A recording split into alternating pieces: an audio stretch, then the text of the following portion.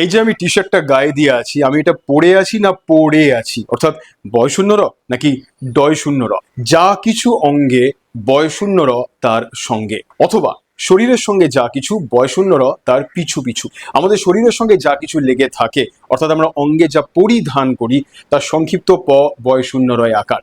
হাতে ঘড়ি হতে পারে, আংটি হতে পারে, চোখে সানগ্লাস বা চশমা হতে পারে, কানে দুল হতে পারে, কপালে সিঁদুর হতে পারে, পায়ে মোজা হতে পারে। যা কিছু শরীরের সঙ্গে লেগে রয়েছে, অর্থাৎ অঙ্গে যা কিছু লেগে থাকছে, শরীরের সঙ্গে যা কিছু বয় শূন্য র তার পিছু পিছু, বা যা কিছু অঙ্গে বয় শূন্য র তার সঙ্গে। আর প ডয় শূন্য র একার পড়া, তা নিয়ে আমাদের চট করে খুব একটা ভুল হয় না। গায়ে পড়া, প্রেমে পড়া, গর্তে পড়া, গাছ থেকে পড়া, রাস্তায় হুমড়ি খেয়ে পড়া, পরীক্ষার আগে পড়া, সবই প ডয় শূন্য র আকার। এই দুটো সহজ সূত্র মনে রাখবেন, প বয় শূন্য র আকার, প ডয় শূন্য র আকার, চট করে আর ভুল হবে না।